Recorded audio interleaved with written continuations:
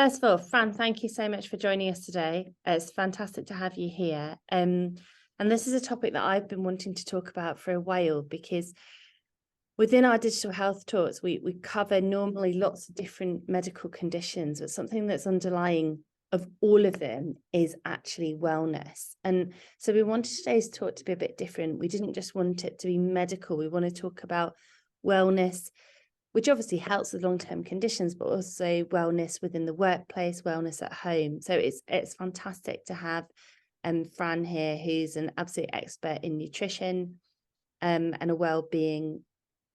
Is it a physiologist? Is that right? Have I said that right? Physiologist, yeah. Okay. Yeah, physiologist. Perfect. Okay, I've got that right.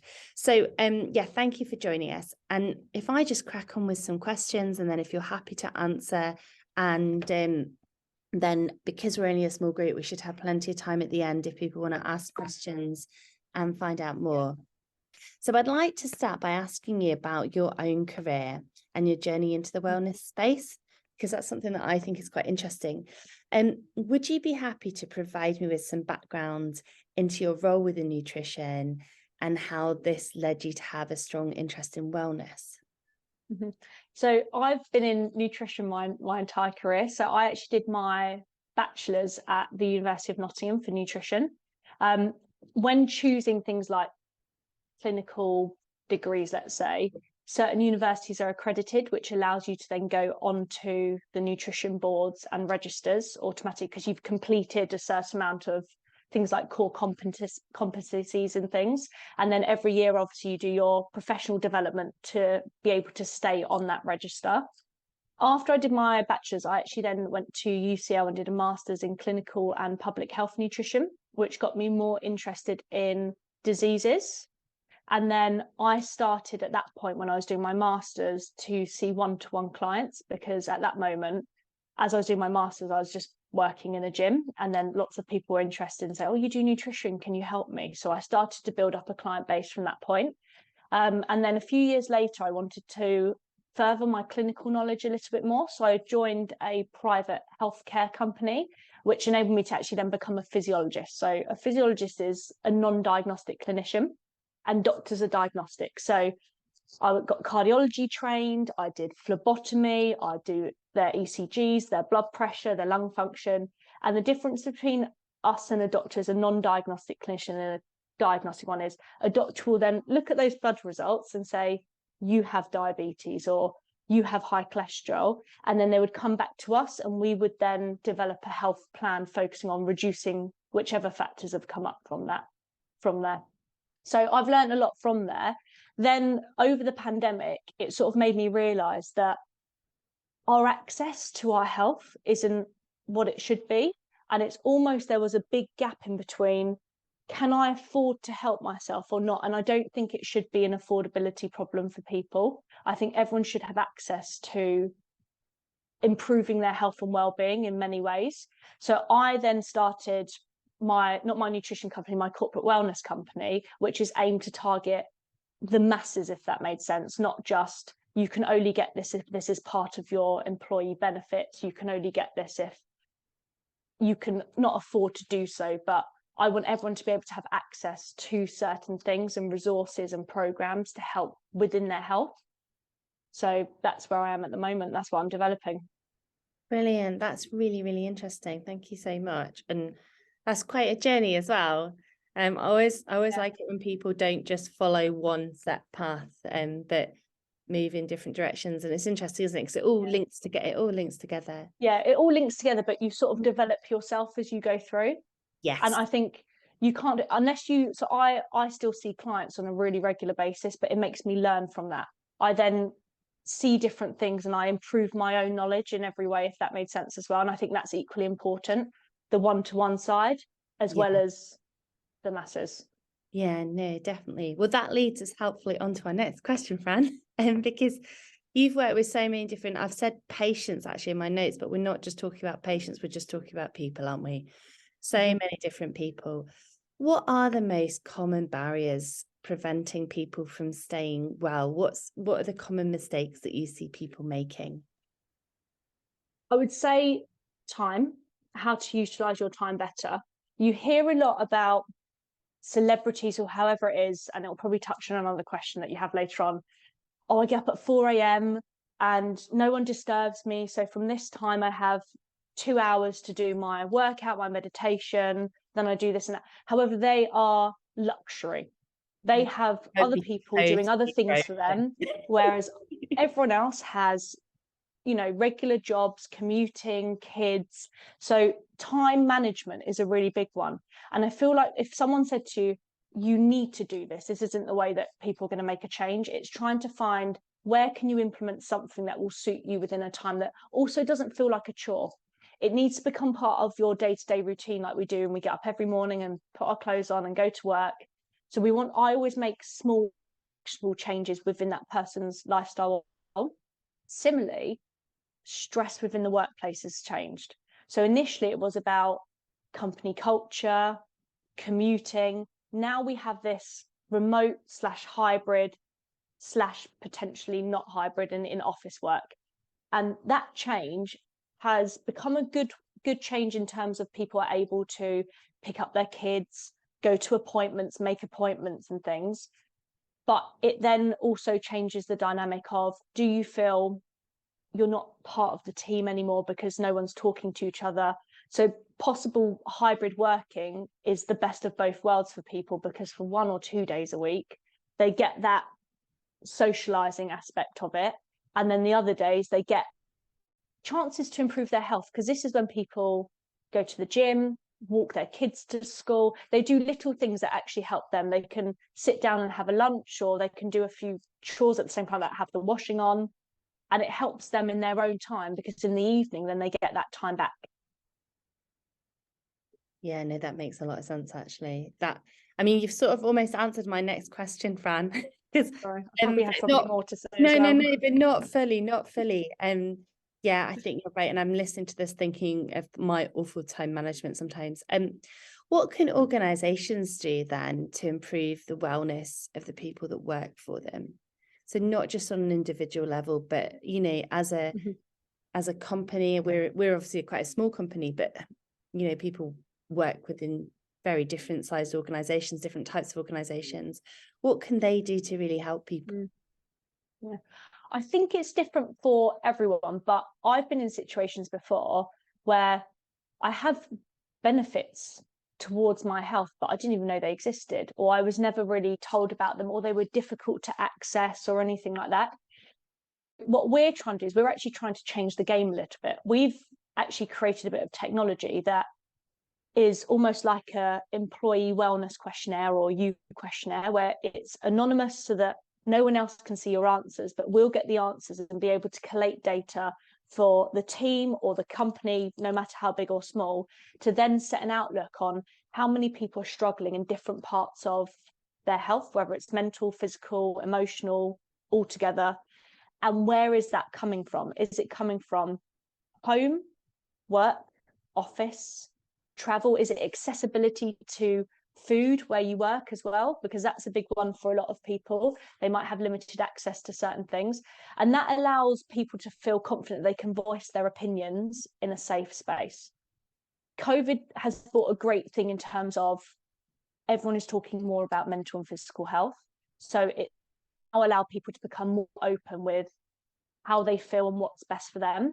But there is still at times restrictions between the hierarchy and your employees. If you're a bigger company, that you don't feel that you could possibly voice those concerns. So having something like this means that as anonymous, you can say whatever you wish. No one else is going to get that data, but the people that can make those changes will know where the priority changes would be. And that changes year on year as even your teammates change and people leave, people join. So how you almost feel in terms of where your improvements are might change month by month, year on year. So it's an easier way to look at it in that sense. Is it possible to say like what the most common things that people want for wellness are, or their biggest sort of challenges, or not really, as every organization? Yeah. So the biggest thing at the moment, it comes in trends. So right. I found at the beginning of the year, it was about energy and immunity. And that makes sense because obviously we've come through the winter month. This is probably the first Christmas we had never any restrictions or potential government telling us there's going to be any restrictions. So everyone enjoyed Christmas to the fullest that they could. And at the same time, you've just completed your year end. So you've come in, everyone's immunity went down in January again, and now you're feeling almost worn out at the same time. So that became a big trend for between January to March for us. Right. Things like vitamin D as well, because you can store vitamin D for 3 months. So now we're in the summer. Possibly we'll be able to store up November, but December to March becomes a little bit sketchy in terms of vitamin D, because it now will just depend on the weather and you're how bad we have it as well, aren't you, Fran? I mean, we're in Scotland. Yeah, so yours is probably worse than mine, but yeah, but yeah, but you never know now with this weather, because I'm hearing that it's raining in nice hot countries that should be boiling hot at the moment. We've got the lovely weather, so you never know with it. And lately, the last couple of months, our main focus has actually been gut health, which is predominantly really come up as a key health topic, menopause in the workplace, and stress, which is always going to be there.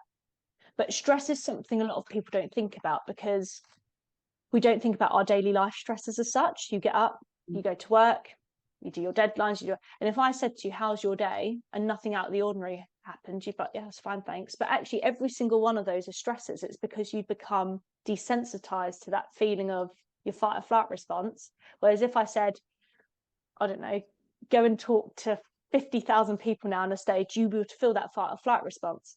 But the more you do it, and the more you're not taking away those stressors, your body becomes desensitized to it, because it says, I can't be bothered to waste the energy to remind you about these things. So now we are so unaware that every day our stress is up here, unless something out of the ordinary happens that makes us more aware of it. And that will pile up month on month as well. That's really interesting. And that's almost answered. So the next question was, do you find people suffer more from mental health or physical health issues? But you've almost answered that, because I mean, stress is sort of both, isn't it? It's both. It's always going to be both. I don't think one or the other are like more important than the other, if that made sense. And your physical health will intertwine with your mental health and vice versa. So some people find exercise as a great mental health contributor, yet it's a physical thing and it's doing something great for your body. Other people feel it's more meditation or gratitude lists or going out with friends or anything in that sense. And again, that's in terms physical, because you're moving around, but at the same time, your mental health from the happiness of that and the relaxation that comes with it. So I think they're intertwined together. I think well-being, you've got to look at both to fix each topic, I think.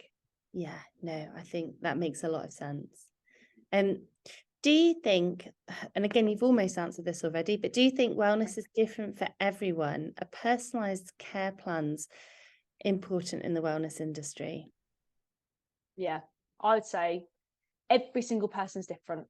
You all might come and say, I've got the same problem. Let's just hypothetically say I've got diabetes, but how insulin is affecting you and why you've become diabetic is completely different from every single person. And it's not a black and white approach anymore. And this is why I'm finding more people need help, because as a non-diagnostic clinician, I was told if it's diabetes, look at their waist circumference, red meat intake, alcohol.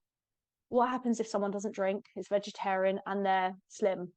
They haven't got the 3 black and white factors, let's say, as to why they may have. Whereas now, obviously, we have things like insulin resistance, insulin sensitivity that we have to think about. So every single person will be different, but it's the same with how we would do our company wellness. We target it to that company, perhaps even specific individuals or teams, and even our webinars and events are tailored to those people, because although you have to almost hit the majority of people, they can choose the topic that's most important for them. So it gives them an opportunity to say, what do I need right now? Yeah, no, that makes sense. Well, that sounds great. Right. So obviously this is a digital webinar, sorry. So technology is playing an increasingly important role in our daily lives. What have been the technology trends you've noticed in the wellness space, and which do you feel have the potential to have the greatest impact? I think there's a lot of pros and cons surrounding technology. There's pros in terms of your accessibility to things. So some people now can do personal training or virtual classes, and it becomes a little bit cheaper for them because, again, that they might have been priced out of something and now they can do something for their own wellness and mental and physical health. At the same time, being able to log onto a laptop, like you said, when you've got an hour at lunch and you're working from home, we have that time to focus on ourselves. In other ways, things like social media can be a positive and a negative thing. You hear a lot of people that aren't qualified that give you restricted diets out of nowhere, like cut this out, don't do this for 3 days and things. But then more informative people are coming on now. So the experts are actually starting to use social media and giving you actually knowledge that is completely safe and correct. So there's good and bad. You need to almost funnel it out of your social media, but it's becoming more prominent that the experts are starting to do that now as well. In terms of things like, if we think technology in terms of logging, things like MyFitnessPal, Fitbits, Apple Watches, they're good in terms of to highlight where do I might need to improve, whether it's my sleep, whether it's my movement in the day, whether it's my exercise. But at the same time, they have the potential to lead to obsession. We're restricting ourselves in certain ways because we haven't done this, or the app is telling me I should only eat 1,200 calories because I said I wanted to lose 5 kilos in 2 weeks, which is unhealthy and unattainable. So it brings unattainable goals with it, which then lead to people becoming frustrated within themselves because they haven't hit those targets, but actually they've done very well starting off in focusing on themselves. So that's why when they come and talk to us and I say, throw all that out the window, you're going to be eating much more than you think and you're still going to hit your goals, they're almost wowed by it, because we've all been brainwashed, but the stuff that comes through on our social media and how we need to walk 10,000 steps a day and things are unattainable for a lot of people. But no research has shown you have 10,000 steps a day loses weight. It's between 6 to 8, and 10,000 steps was a propaganda issue. So when they made the first pedometer, I think in the 60s or so, in China or Japan, they then said, well, how many steps do I need to do? Because the government, the newspapers, everyone said, and they were, I don't know, 10,000. And it just became this worldwide thing. People just picked up on this 10,000 steps a day without looking at how long does it actually take me to do 10,000 steps? So I always say to people, it's not steps, it's movement in the day, natural movement, things that aren't related to exercise. As I'm talking now and I'm moving my hands like this, I am burning my fat off, really, but my heart rate is still nice and low. So I think there's a lot of misconceptions, but technology also plays a good role in the way we can log things, look at our health analytics, and access things much easier than what we would have done before.